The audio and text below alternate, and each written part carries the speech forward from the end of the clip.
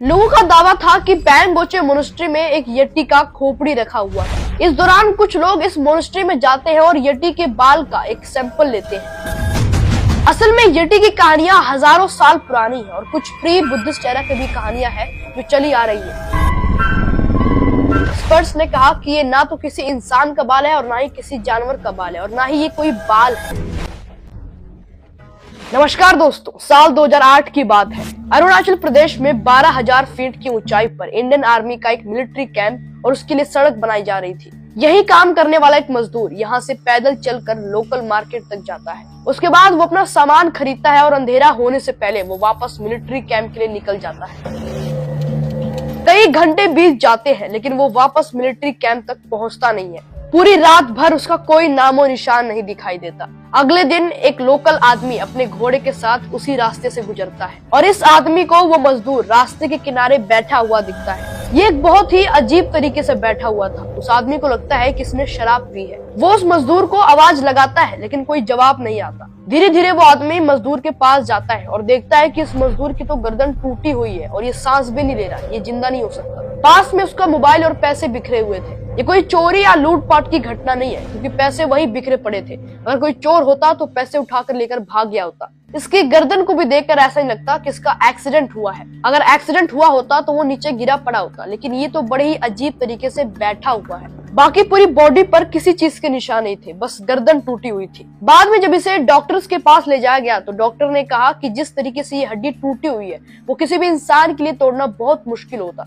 क्योंकि उसके लिए बहुत फोर्स चाहिए होगा। इसको किसी जानवर ने भी नहीं मारा क्योंकि पूरी बॉडी पर कोई भी पंजे का निशान नहीं था। कहीं से खून भी नहीं बहा, बस गर्दन टूटी हुई थी और इसी की वजह से इसकी जान चली गई। लोकल लोग बताते हैं कि जब पुलिस बुलाई गई तो पुलिस को इसकी बॉडी पर एक बाल मिलता है और जब इस बाल को चेक कराया जाता है तो ना तो ये किसी इंसान का बाल निकलता है और ना ही किसी जानवर का। पुलिस को वहाँ पर एक फुटप्रिंट भी मिलता है जिसे देखकर लोग कहते हैं कि ये तो एक फुटप्रिंट है यटी का।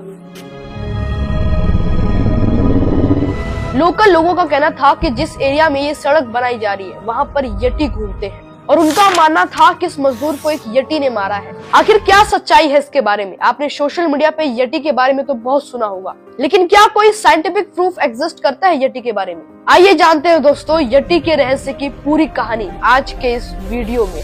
येटी या येती, आपने येटी का फुटप्रिंट देखा है? The huge hairy monster has been spotted walking across Asian mountains from China to the Himalayas. Incredible claim by a respected Oxford researcher. He says he has proof that the Yeti, the abominable snowman of the Himalayas, is in fact real.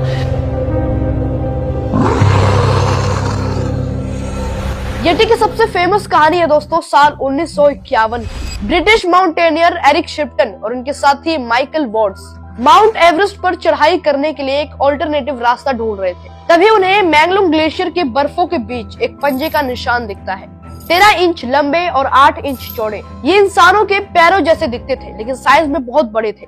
उनके पास size मापने के लिए कोई equipment नहीं था, इसलिए उन्होंने बगल में एक कुल्हाड़ी रख दी और कुछ ये तस्वीरें ली। ये फोटोज इतनी पॉपुलर हो जाती है कि दुनिया भर के अखबारों और मैगजीन्स में ये फोटो छपती हैं। पूरे दुनिया भर के लोग इससे फैसिनेट होते हैं और इससे यटी के होने का एक स्ट्रॉन्ग प्रूफ मिल पाता है। इन फोटोज के पब्लिश होने के बाद एक रेस शुरू हो जाती है। पूरे दुनिया भर से लोग आते हैं माउंट एवरेस्ट पर और यटी को ढूंढने की कोशिश करते हैं, इस उम्मीद से कि वो पूरी दुनिया के सबसे पहले इंसान बन जाएंगे यटी को ढूंढने वाले। The search has taken him into some of the most spectacular scenic areas of the world, to breathtaking vistas of natural beauty.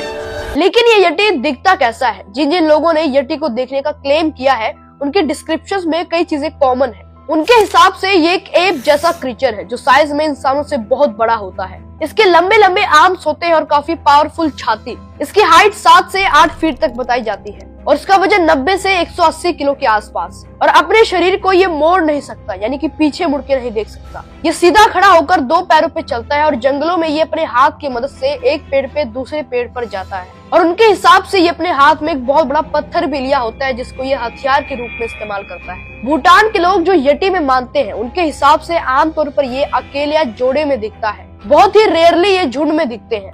ये सीटी बजाकर एक दूसरे से कम्युनिकेट करते हैं और इनसे बहुत ही गंदी स्मेल भी आती है। कभी कभी ये मुस्कुराते और अजीब आवाजें निकालते हुए दिखते हैं। इनका दिखना मौत और बुरे समय का संकेत होता है। कहानियों के अनुसार यटी इंडिया, भूटान, नेपाल और तिब्बत के हिमालयन एरियाज में मिलता है। ऊंचे बर्फीले इलाकों में रहता है। इनफैक्ट जो यटी वर्ड है इसका ओरिजिन भी टिबेटन लैंग्वेज से हुआ है। यटी वर्ड आता है शेरपा वर्ड ये ते से, जिसका मतलब होता है क्लिफ ड्वेलिंग बेयर, चट्टानों में घूमने वाला भालू। असल में यटी की कहानियां हजारों साल पुरानी हैं और कुछ प्री बुद्धिस्ट एरा की भी कहानियां हैं जो चली आ रही हैं। लोगों का दावा था कि पैंगोचे मोनेस्ट्री में एक यटी का खोपड़ी रखा हुआ है। इस दौरान कुछ लोग इस मोनेस्ट्री में जाते हैं और यटी के बाल का एक सैंपल लेते हैं। जब इसे जांच के लिए भेजा गया तो एक्सपर्ट्स ने कहा कि ये ना तो किसी इंसान का बाल है और ना ही किसी जानवर का बाल है और ना ही ये कोई बाल है। The testing concluded that the hair on the Yeti scalp did not belong to an unknown species or a cryptid creature. साल 1939 में जर्मनी के नाजी पार्टी ने एक सीक्रेट मिशन के लिए तिब्बत आए। जियोलॉजिस्ट एंड शेफर भी इसी नतीजे पे पहुंचे थे। जब यहाँ के स्थानीय लोगों ने कहा कि ऊपर यटी रहता है तो ये अपने बंदूक के साथ ऊपर गए और उसे मार दिया। जब वो पास गए तो उनको पता चला कि जिसे लोग यटी कह रहे हैं वो एक्चुअली में एक टिबेटन बियर है।